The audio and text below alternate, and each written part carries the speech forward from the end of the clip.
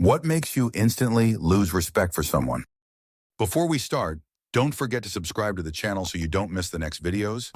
I wish you a pleasant viewing experience. Story 1. When someone gets irrationally angry at someone for something that the accused had very little control over. For example, a customer getting really angry at a member of staff because of something the company they work for did. Shouting at them isn't going to change anything. It's not their fault and you look like a jerk. Answer. Also, people who judge way too harshly. I was on the bus today and another car got way too close and the driver dodged and bumped into a parked car. We were going very slowly on a crowded road. He goes out to check damages and comes back in, apologizes and drives on. Then this meanie on the phone said loudly enough so he could easily hear it, "This fudge driver is so shoot at driving a bus." I really fudge wanted to yell at that cunt. Even if it was his fault, which it was not, it's still just one bloody mistake. Not something that gives you the right to be a meanie and call him shoot at his job. Story 2. When their complaints against a politician aren't merit-based. It's one thing to say, I don't like Obama because 90 of his economic recovery went to the top 1. It's another to say, I don't like Obama because he's a Muslim that dislike Israel. Story 3. When someone tries to further their political moral cause by putting down another cause. I can't believe you care about the homeless cat population when there are homeless people too. I dislike that crap. It's my biggest pet peeve. You've instantly lost my respect and I'm not going to listen to your opinion. Just let your cause stand on its own 2 feet and don't put others' passions down to make your point. Story 4. Honey, God put you on this earth to make babies and you won't be a real woman or know real love until you put that womb to work. Edit. To clarify, this doesn't make me lose respect because it's a child-free parent issue. I don't care who does or doesn't have babies. It's just the creepiness and bizarre nature of each part of that statement. I am not an incubator with legs. I am a real woman, and yes, I do know real love. Answer. Yes, I'm 21 and female, and know for a fact that I will never want kids. The older I get, the more sure I am of this. I had a pediatrics rotation for nursing school and absolutely dreaded being around any kid from the age of 3-15. I dislike talking to them and pretending to have that motherly, fun-loving side. Also, I think pregnancy is gross. No offense to anyone, just my personal opinion. And childbirth is the most horrible-looking thing I've ever witnessed, both cesarean and natural. People always laugh when I tell them this and they go, "Oh, you'll change your mind in a few years." It frustrates me to no end. Some people don't want kids, that's how it is. Story 5. A few years ago, there was this guy I was pretty good friends with. We started working at the same company at the same time, and since we were both from other countries, we were drawn to each other, even though we were completely different people. Anyways, after we had been friends for a few months, he started telling me about witchcraft and how he's in contact with the moon. Personally, I don't believe in things like that, but I decided to respect him. It didn't make me lose respect for him. Since we both worked in IT, we both had a lot of time on our hands. I decided to spend all my free work time on Reddit while he started to read up on conspiracy theories. He kept telling me about how corrupt the world is and how we're being controlled. Usually I like to listen to people and I'm pretty understanding of how people see things, so that's what I did. But then one day we were both on the bus and he seemed like he wanted to share a big secret with me. I'm telling you, man, the moon landing was fake. I've never lost respect for anyone quicker than that.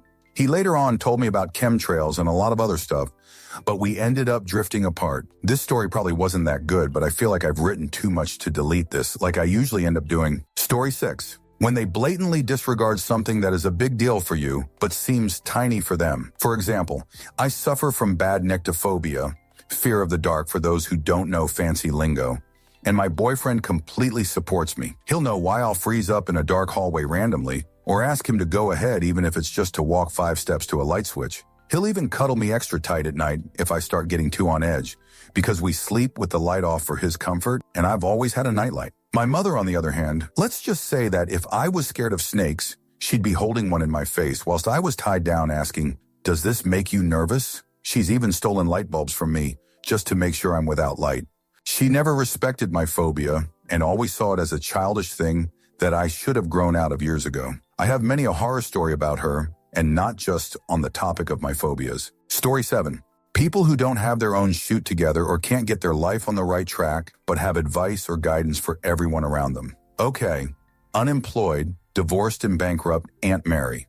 Let's hear what you think everyone should be doing with their lives and how they should be living. We're all dying for some of your expert wisdom. Answer: I see a bunch of comments telling this guy to learn from these people's advice, but I have to say my aunt is one of these people, and it drives me up the wall.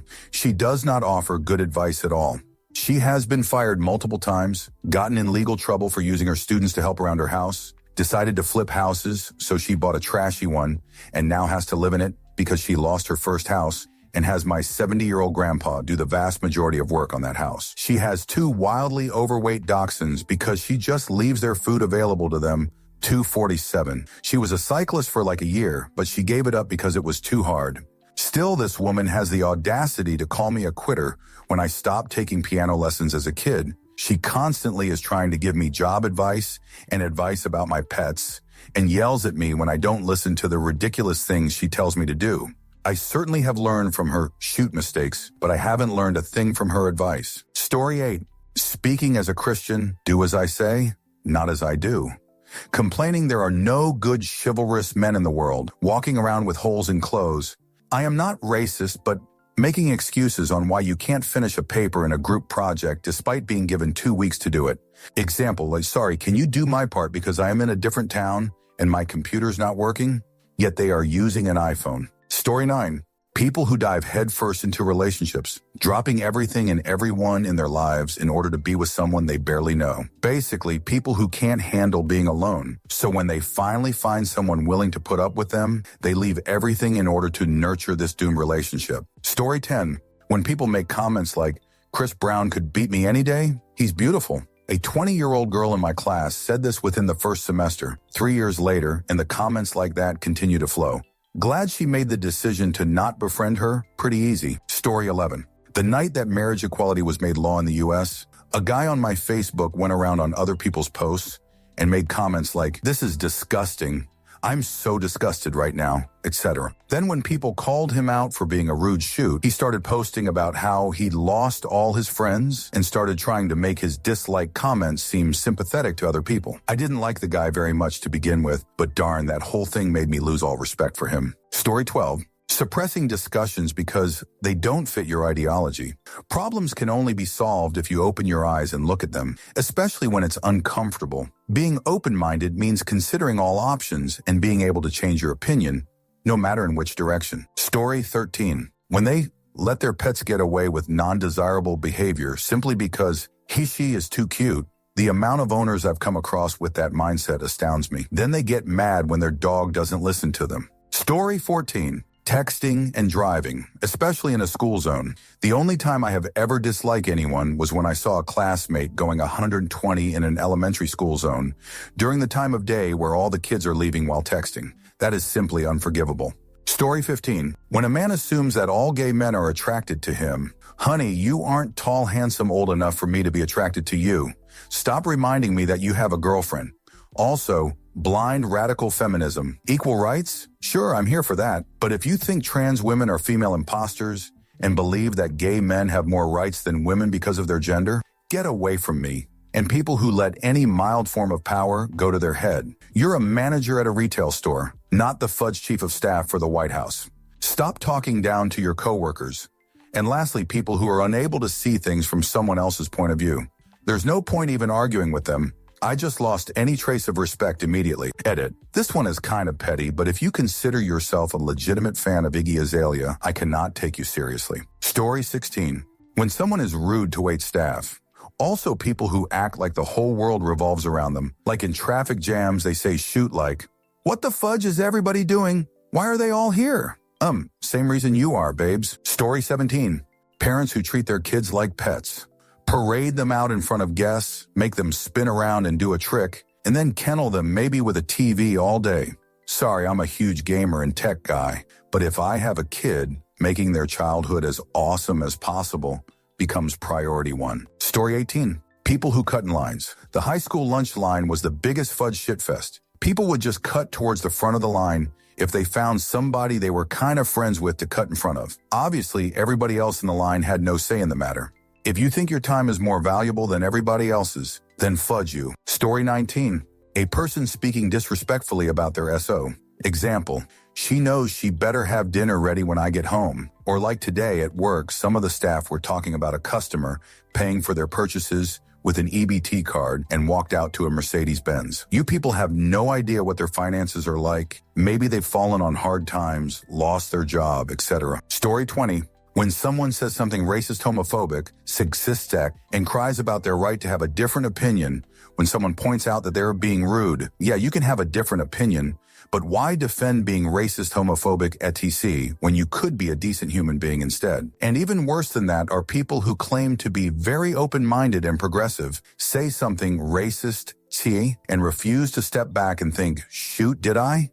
Like, bruh. If someone points out that you said something shoot, maybe you did indeed say something shoot. Everyone slips up and says something really awful from time to time. Just apologize and try not to do it anymore. Story 21. When they send you a friend request on Facebook, you accept, and then you realize they spend most of their day posting statuses about every goddamn thing they're doing and how they feel about it. Or they buy into the Obama is a Muslim craze, either or. Story 22.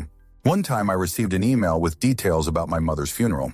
I requested a half-day off to attend, and the manager hemmed-hawed about how the job came first, demanded to see the email, and then asked if it would be a big deal if I didn't go. That short conversation drained any respect I had for him. He revealed that he was heartless, crass, and viewed those under him as complete scumbags who would do anything for a few hours off. Story 23.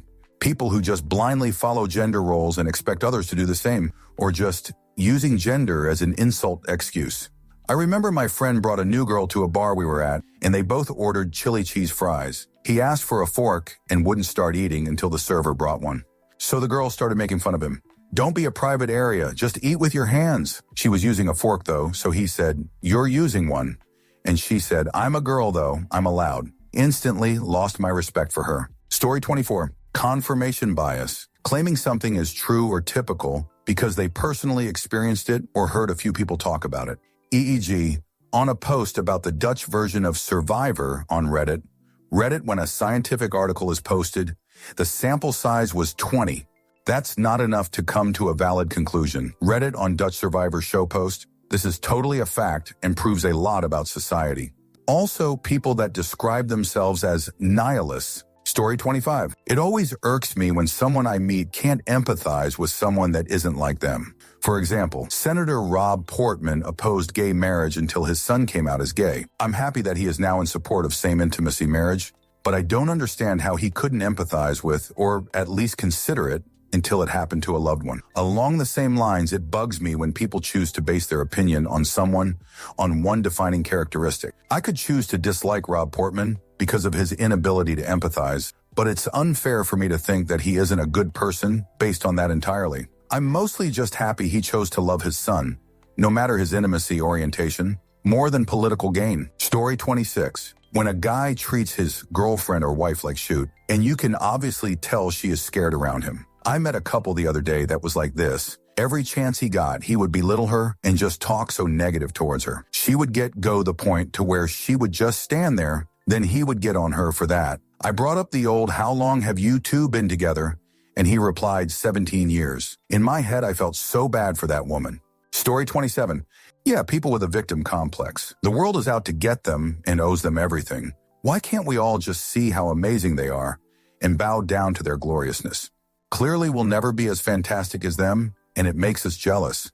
Therefore, we have to do everything in our power to bring them down and make their lives miserable, because they only ever make perfect choices, and it's the rest of the world's fault for the bad things that come their way, obviously. Story 28. I can admit when I'm wrong, but I expect people to actually prove me wrong. I'm not just going to take their word for it before I change my mind on something. Why would I operate on the assumption that I'm wrong as soon as someone else thinks I am? Story 29. The worst for me are the compulsive liars, the ones who just make up meaningless stories to make themselves look better. No, Russ, you did not bang 3 chicks in your dad's ski cabin last December. They always tell you they've done the coolest shoot and have the coolest plans already lined up, but are never actually doing anything awesome. Story 30. Even worse when they're aggressive about it. They'll ask you what your stance is on a subject and then condescend to you about how flawed your reasoning must be, yet fail to support their own argument in any way. Story 31. This literally happened last night in an argument with my dad. Straight up, he told me my opinions, feelings aren't valid, and me disagreeing with him, not directly following his advice, is giving him shoot. Story 32. I got screamed at by a customer because the new manager got rid of little paper wine bags. She actually screamed and caused a scene. At the end of her yelling, I said, "How am I supposed to do anything about that?" She said, "Well, whatever happened to Premier Customer Service?" I said, "I think I do a pretty good job. Have a nice day." She left and forgot her groceries. I fudge dislike people. Story 33. Also, people who judge way too harshly. I was on the bus today, and another car got way too close, and the driver dodged and bumped into a parked car. We were going very slowly on a crowded road. He goes out to check damages and comes back in, apologizes, and drives on.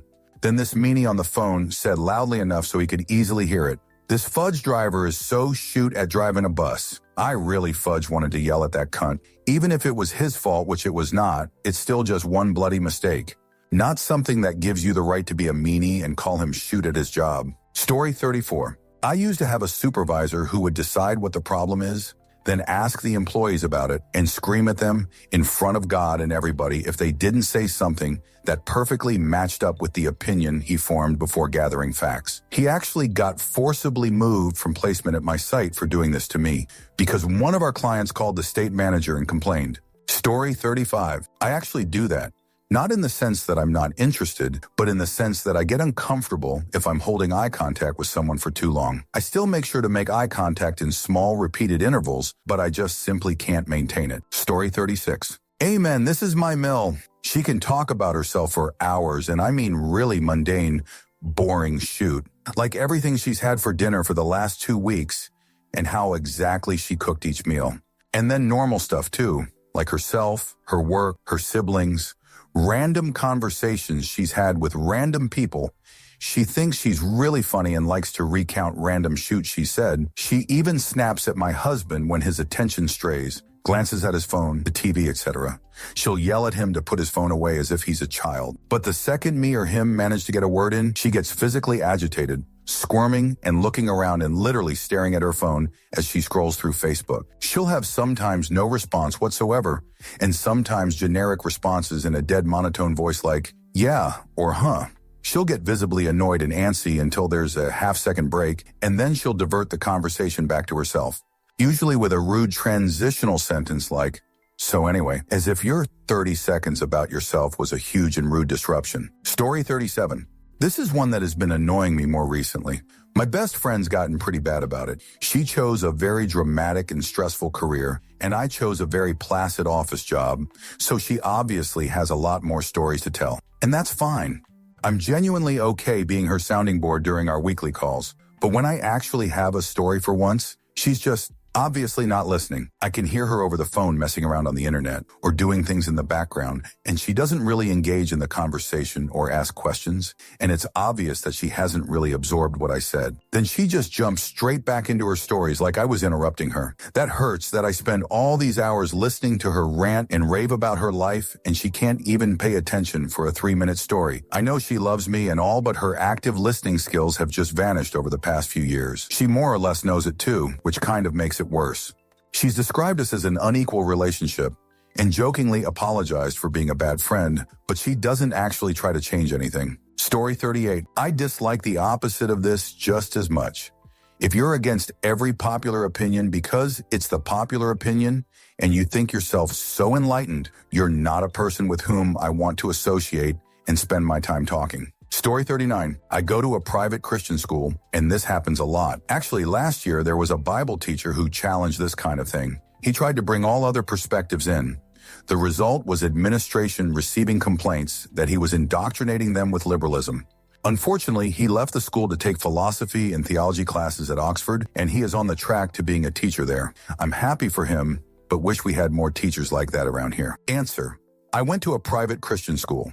I had been in a Christian school and setting for my entire life. At one point during high school, I started really getting interested in alternative ways of thinking that weren't necessarily encouraged or promoted. I started to really love science, art, philosophy, and other religions.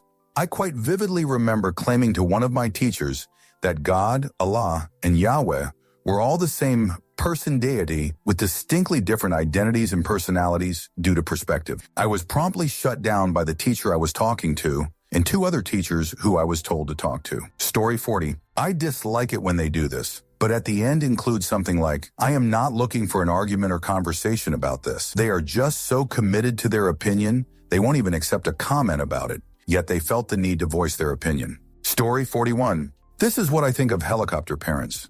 The sort that superimpose their own dreams on some hapless children and live vicariously through their accomplishments. Maybe little Billy meant it when he said he disliked soccer, but no. Billy's dad knows it's for the boy's own good, and Billy's mom is just so supportive.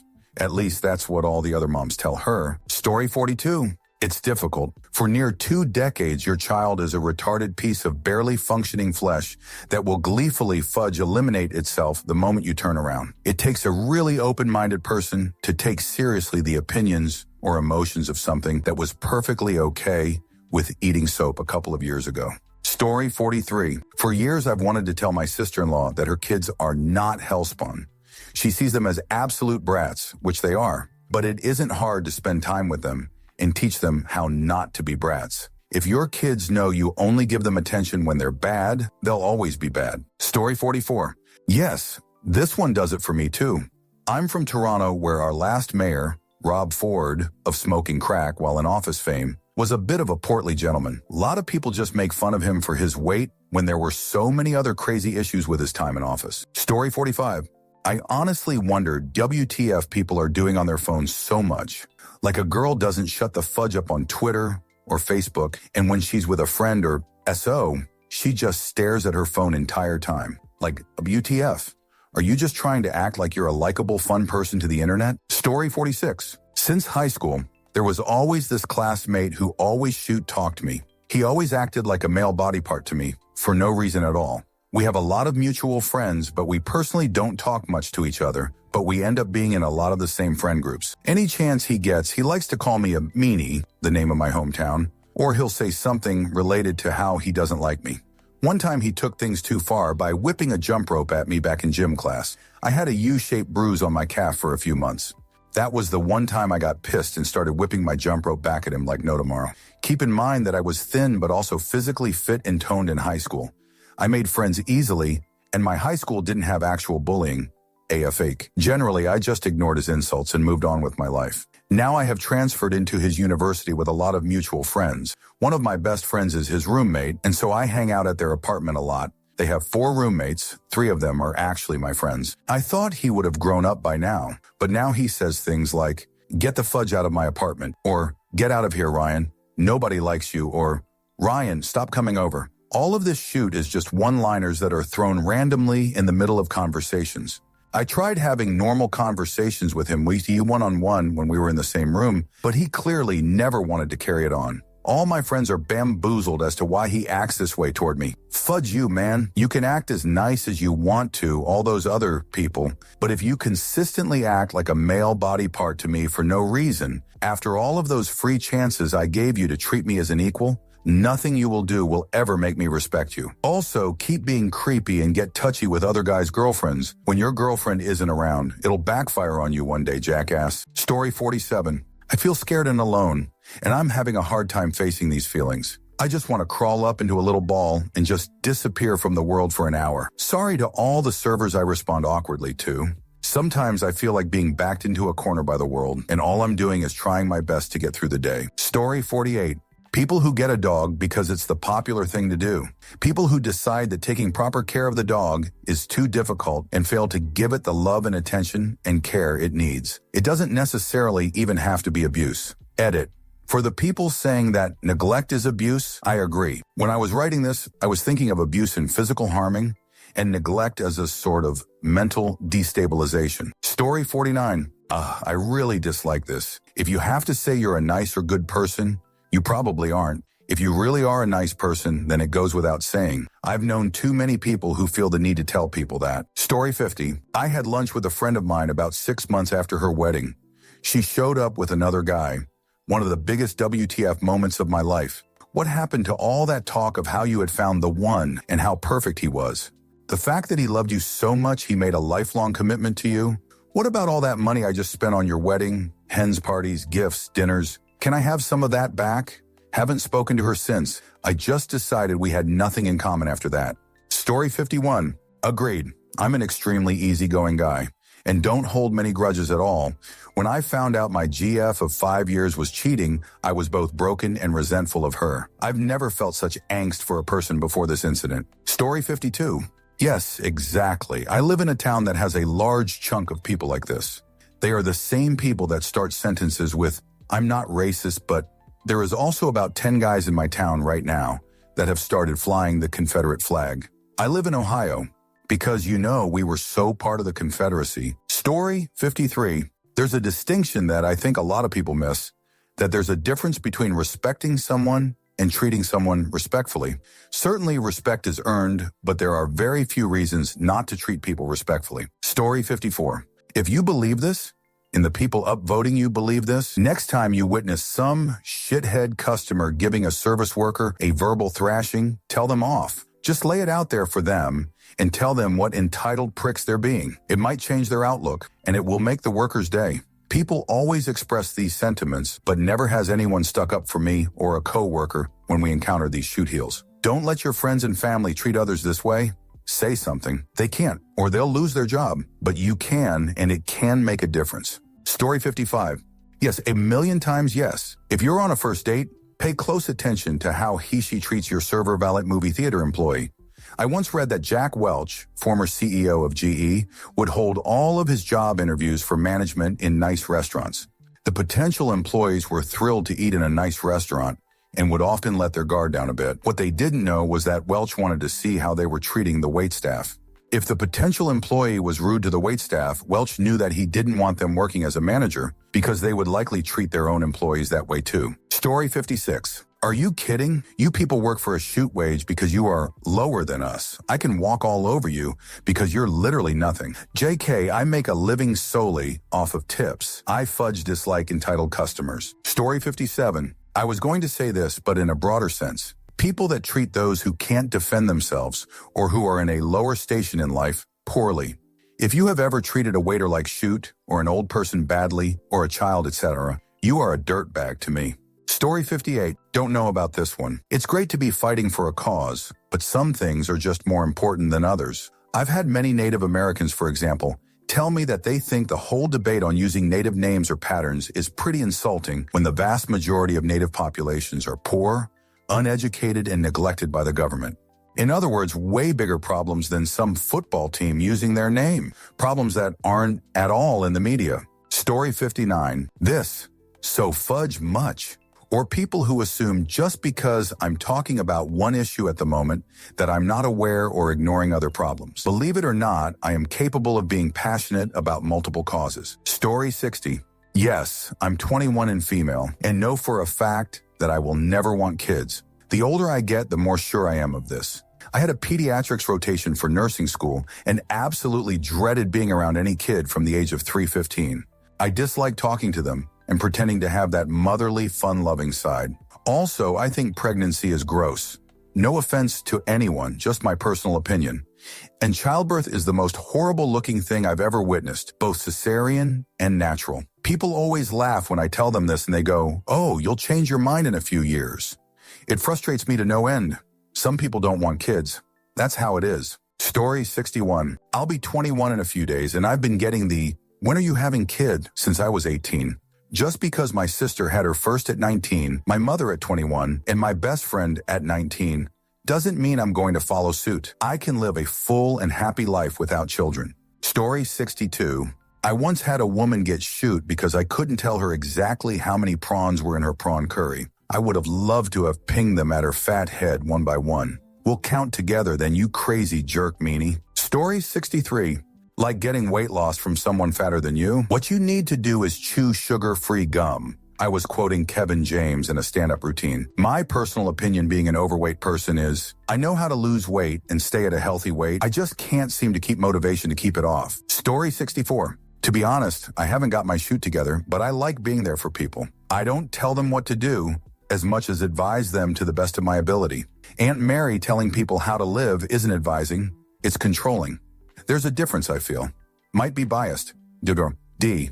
Story 65. I see a bunch of comments telling this guy to learn from these people's advice, but I have to say, my aunt is one of these people, and it drives me up the wall. She does not offer good advice at all. She She has been fired multiple times, gotten in legal trouble for using her students to help around her house, decided to flip houses so she bought a trashy one, and now has to live in it because she lost her first house, and has my 70-year-old grandpa do the vast majority of work on that house. She has 2 wildly overweight dachshunds because she just leaves their food available to them, 247. She was a cyclist for like a year, but she gave it up because it was too hard. Still, this woman has the audacity to call me a quitter when I stopped taking piano lessons as a kid. She constantly is trying to give me job advice and advice about my pets, and yells at me when I don't listen to the ridiculous things she tells me to do. I certainly have learned from her shoot mistakes, but I haven't learned a thing from her advice. Story 66. I look like I might be some kind of far-right biker type weirdo. I'm so fudge not. It's ridiculous. People think I'm racist just based on looks alone rather often. When people out themselves to me by leaning in and starting, "Did you hear the one about the nigger who?" It's often unexpected based on their looks. It's always disappointing and disheartening. If I'm sober, I'll tell them I dislike that crap. If I'm tipsy, it's about 50-50. If I push the issue in front of others. Most of the racists who have tried to tell me nigger jokes do it very quietly like we're on some fudge secret team. If I'm really tipsy, there's like a 10 chance I'll push it all the way to a real altercation. Fudge, you racist fuckheads. Just because I'm a big bearded fudge at a lumberyard doesn't mean I'm on your bullshit side. Story 67. I love when people say they don't believe in homosexuality. There are literally millions of gay people around. That's like saying you don't believe in raw tomatoes. Just because you don't like them doesn't make them cease to exist. Side note, I fudge dislike raw tomatoes. Story 68. Okay, what's with the holes in clothes bit? Some pre-ripped jeans are tacky, but some people are legitimately poor or have working jobs that require ratty clothes. This is something I'm really self-conscious of. I try to keep clothes repaired, but there's only so many times I can patch something before it stops working. I hope things get better soon.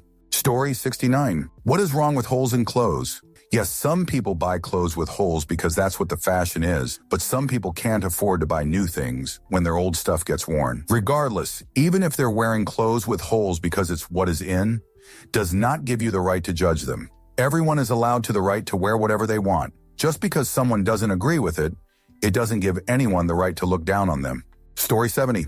I always find this to be a thing that boring people do. And when I say boring people, I'm referring the kind of people who don't really have any specific hobbies or activities they like to do outside of school and or work. Story 71. This should be at the top. When it comes to values, purposes, goals, etc., flexibility, or at least a capacity to exercise external thought, is incredibly important. Wasn't it Aristotle who said, "It is the mark of an educated mind to be able to entertain a thought without accepting it"? I've lost a lot of respect for some friends who adhere to their own values to an unreasonable extent. Story 72. I think that the proper use of this prefix to a sentence would be to imply that the person has some extra experience in topics concerning children. But I dislike it when it is used in the context such as, "Oh, as a parent, I wish Obama would lower taxes and make Obamacare better." Story 73. I smoke. I dislike that I do. But here we fudge our... Anyways, I dislike even being seen smoking, let alone by impressionable children. And if I'm in a position where there's no way to hide it, I find the smoking area and keep it there. Took a lot of shoot for it last week when I was at the state fair and my friends were smoking and walking around, but I waited until we passed a smoking area and grabbed some bench. Edit, if there is no smoking area, I refrain. Story 74. I have a friend who will never leave a tip at a restaurant. Her and I worked at a salon where we really appreciated tips because they were our bread and butter. People in the restaurant industry really rely on tips even more than we did because they get low hourly pay. Plus, if they're a good waiter waitress, they deserve a tip. They bust their jerk all day doing the same thing. It's just fudge rude. Story 75. Man, what a tool. I've been playing music all my life, and I'm skilled enough at a few instruments to play shows, but I will always encourage people to pick up an instrument and help them as much as I can with their learning. Never talk down to people when they're learning.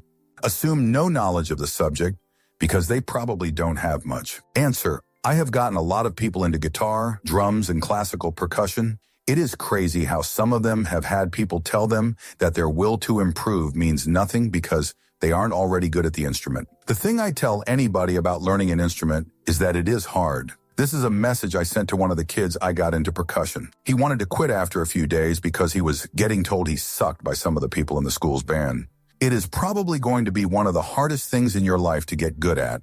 You are going to want to give up at some point because you see other people online and in person who are already good. But if you keep going, you will get to a point where getting better is fun. You will get better and better, and you will look back at yourself a year from now and say to yourself, wow, I am actually a musician. It is one of the most rewarding things, but you have to keep trying. Some people are naturally talented, but that just means you get to outwork their talent. The kid is now majoring in music education and is way better than I, or any of the people who said he sucked, have ever been. He is probably the most humble musician I know and is going to make a great educator one day. People who look down on those who are beginners at anything are one of the worst types of people because they lack a respect for their roots. Story 76. You guys ever tell the guy he is a gaping jerk? He may have no idea what he is doing is bad somehow. Sometimes, unless someone tells you something you are doing, you have no idea you are doing it. Like my girlfriend used to not be able to pronounce the word 11. She would say 11. I caught her saying that toward the beginning of us being together and kept poking at her about it, and now she doesn't do it anymore. Story 77. Like Cirasoli, when people do things they weren't subs to, and they tell me, I don't care. When they lie to my face, even when they were obviously caught, it infuriates me because they actually thought I was stupid enough to believe them. Story 78. Me. I think babies are weird looking and have never seen one that I consider to be cute. Her. You couldn't honestly say that about my kid show's picture. Me. I don't think your baby is cute just like all other babies. Her. You're a jerk. How can you say that about my child? Story 79. It's hard to explain, but you just know when someone isn't paying attention at all. They look around at anything and everything, just waiting till the topic of conversation they started finishes so they can bring up something else in their absolutely amazing lives. Story 80. I have the same problem. If I notice people get bothered that I don't really look at them, I will try to focus on a point just above their shoulder. It kind of makes it so it seems like you are looking at them. So add in a few head nods and respond to what they are saying, and so far no one has seemed bothered. Story 81.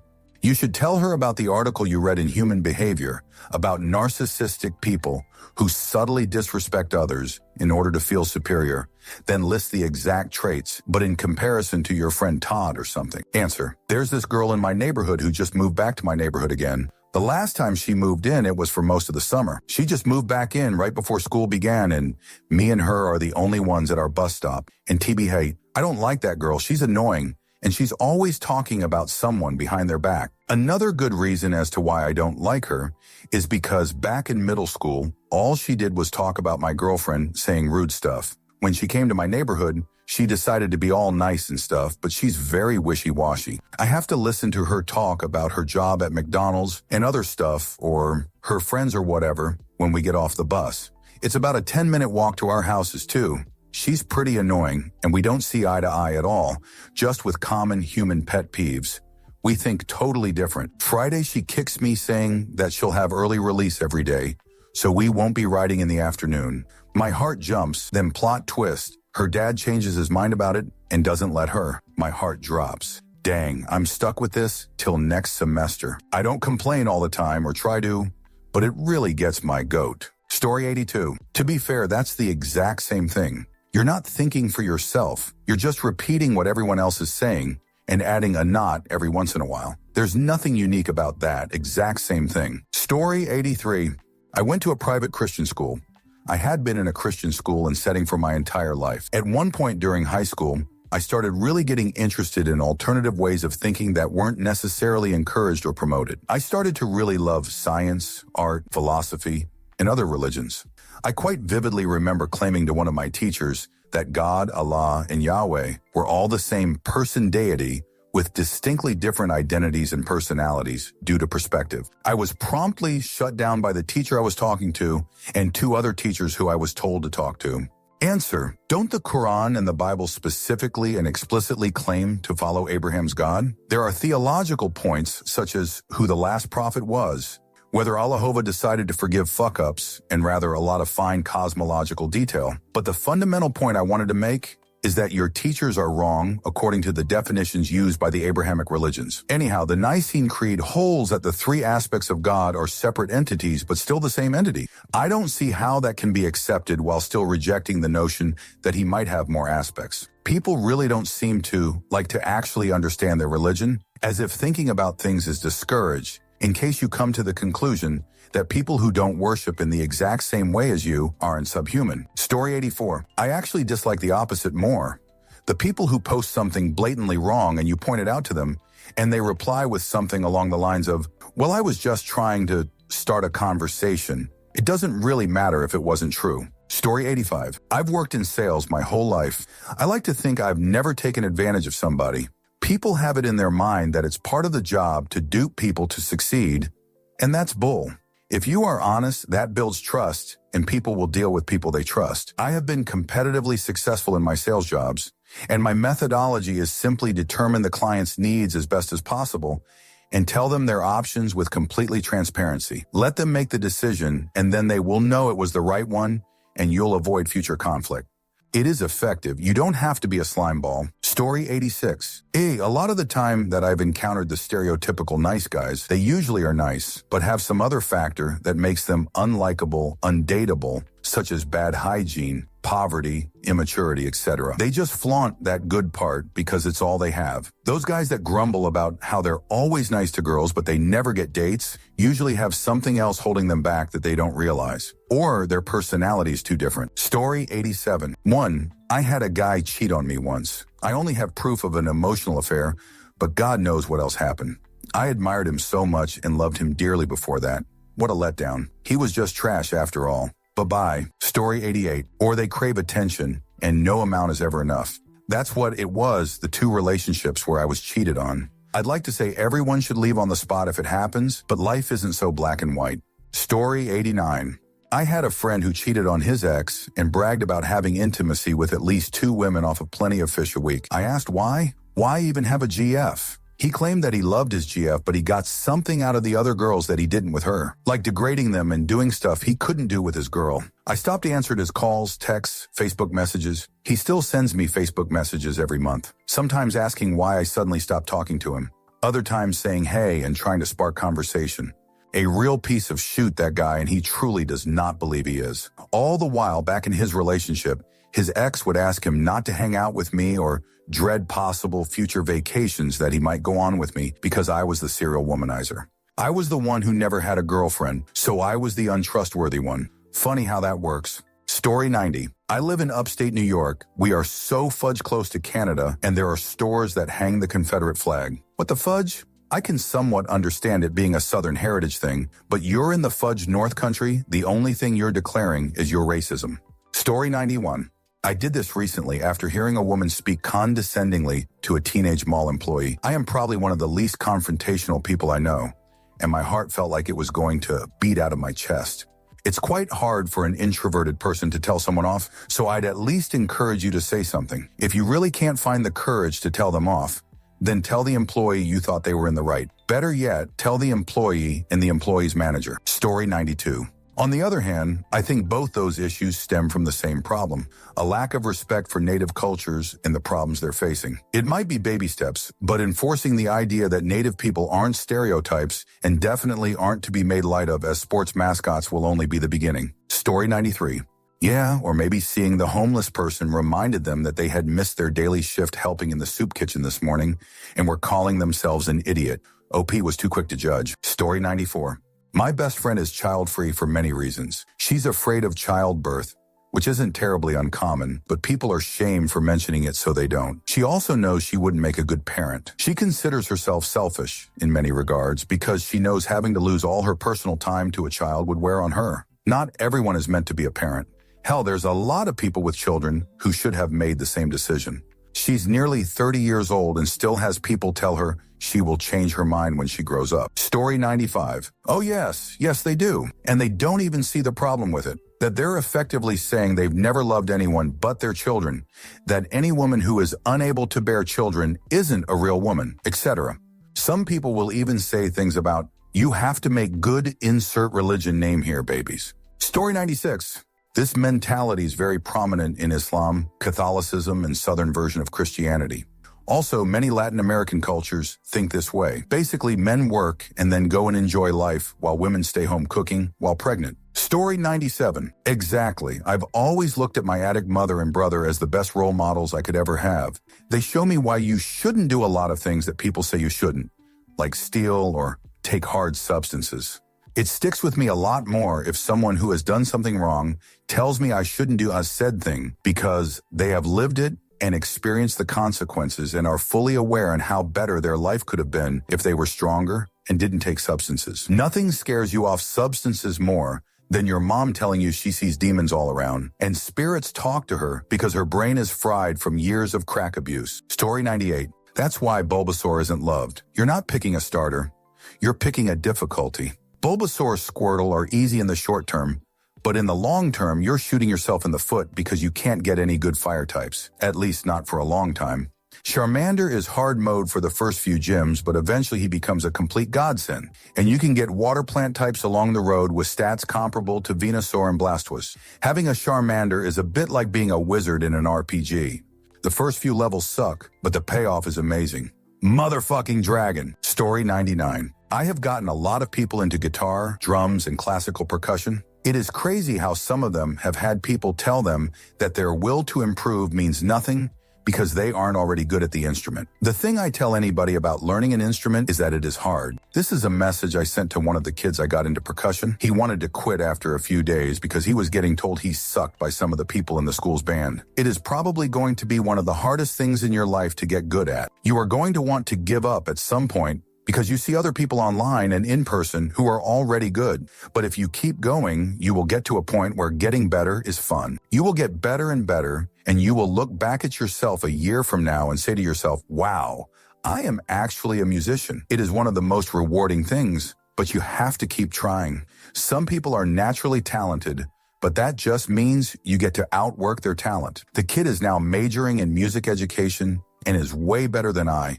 or any of the people who said he sucked, have ever been. He is probably the most humble musician I know and is going to make a great educator one day. People who look down on those who are beginners at anything are one of the worst types of people because they lack a respect for their roots. Story 100. Asperger's reporting in. Also dreadful with eye contact. I like to hope I'm showing my interest in other ways. Most people seem to think I'm nice, so I'm hopefully doing something right. But yeah, my eyes dart around so much I wouldn't be surprised if people thought I was on a mad cocktail of uppers. Story 101. There's this girl in my neighborhood who just moved back to my neighborhood again. The last time she moved in, it was for most of the summer. She just moved back in right before school began. And me and her are the only ones at our bus stop. And TBH, I don't like that girl. She's annoying and she's always talking about someone behind their back. Another good reason as to why I don't like her is because back in middle school, all she did was talk about my girlfriend saying rude stuff. When she came to my neighborhood, she decided to be all nice and stuff, but she's very wishy-washy. I have to listen to her talk about her job at McDonald's and other stuff, or her friends or whatever when we get off the bus. It's about a 10-minute walk to our houses too. She's pretty annoying, and we don't see eye to eye at all, just with common human pet peeves. We think totally different. Friday, she kicks me saying that she'll have early release every day, so we won't be riding in the afternoon. My heart jumps, then plot twist. Her dad changes his mind about it and doesn't let her. My heart drops. Dang, I'm stuck with this till next semester. I don't complain all the time or try to, but it really gets my goat. Story 102. I will look somewhere that isn't at the person speaking. I'll think, oh God, they think I'm not listening to them. I have to look at them. So I move my eyes back onto them and then immediately panic and have to look away again and repeat. Story 103. Don't the Quran and the Bible specifically and explicitly claim to follow Abraham's God? There are theological points such as who the last prophet was, whether Allahovah decided to forgive fuck-ups, and rather a lot of fine cosmological detail. But the fundamental point I wanted to make is that your teachers are wrong according to the definitions used by the Abrahamic religions. Anyhow, the Nicene Creed holds that the three aspects of God are separate entities, but still the same entity. I don't see how that can be accepted while still rejecting the notion that he might have more aspects. People really don't seem to like to actually understand their religion, as if thinking about things is discouraged, in case you come to the conclusion that people who don't worship in the exact same way as you aren't subhuman. Answer. On the topic of all three being an Abrahamic God, yes, this is what I meant. They are all deriving from the same identity, though they split based on perspective later.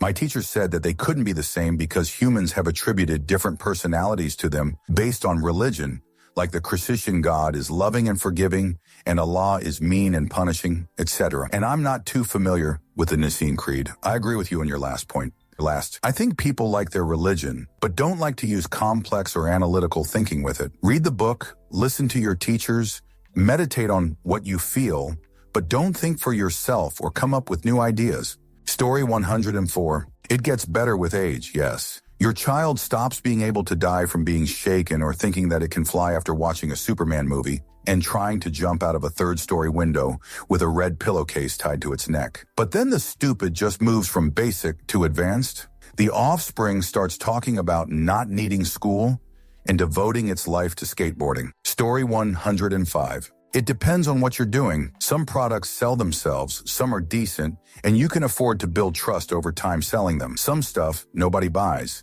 And there are 100 slime balls out there, so nobody trusts anybody to begin with. Do you think you could sell timeshares without being a slime ball? Story 106. It doesn't matter that you were 16 or if you were 50, though. I recently distanced myself from a friend because we were at Walmart, and this friend who works in sales, which is like the most zero experience necessary job there could be if you have a university degree, was being so condescending about the middle-aged person stocking shelves along the lines of, how could you fudge up so much that you're doing that at like 40? Well, you just partied too hard $200K on an education you didn't need for a job a high school graduate could excel at as well. So really, that guy isn't really fair game for you to call an idiot. Story 107. I'm the exact same way. I really want a dog. I've had a couple of great dogs as a kid and I dislike to see them go. They were like family. Despite me wanting that again, especially now more than ever for companionship, I won't do it now. I'm too busy. The dog needs me to be there for it just as much as I need the dog to be there for me, hoping my responsibility now pays off later. Story 108. I distinctly remember saying things like this when I was like 15. Now I'm 23 and I try to pretend that me never existed. Now I treat all people like people, and the relationships I've gotten from that have been astoundingly good. So yes, unfortunately, people like that do exist, but they can change. Story 109. All you have to do is mention the thought of not having children, and many people, through a broad range of ages, go batshit. It's like the question, are you going to have children, is a rhetorical question. Story 110. Good, I dislike that racism shoot. The sooner we all get along here on the bottom and realize this ridiculous bullshit way of running the fudge, Earth is done for the benefit of a small percentage of humans, with money the better. We should be having orgies on Titan and dropping LSD while we sail past Mars. Not fudge around here in our own garbage, eliminate each other over make-believe shoot about magical beings, or brutalizing each other systematically at the behest of powerful conglomerate interests that by their nature remain free of direct liability. It's short-term solutions to long-term problems that got us here. I'm tired of the planet-wide poisoning of our little spaceship being written off. The center cannot hold. And what rough beast, its hour come round at last, slouches towards Bethlehem to be born. Story 111. Honestly, I respect someone in a pair of worn jeans more than someone in a pair of pajamas. At least the guy in the jeans took some effort to put real clothes on, and either paid a lot of money or did a lot of work for those pants to have those holes. Story 112. I dislike those people. If I believe I'm right and I'm wrong, I want to know.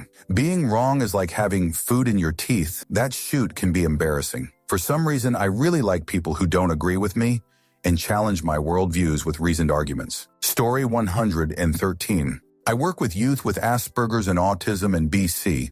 We know eye contact is difficult. We observe body language a lot. There are ways to develop eye contact skills by being aware or how long you are doing it. Some find it quite helpful. Story 114. On the topic of all three being an Abrahamic God, yes, this is what I meant. They are all deriving from the same identity, though they split based on perspective later. My teachers said that they couldn't be the same because humans have attributed different personalities to them based on religion, like the Christian God is loving and forgiving, and Allah is mean and punishing, etc. And I'm not too familiar with the Nicene Creed. I agree with you on your last point.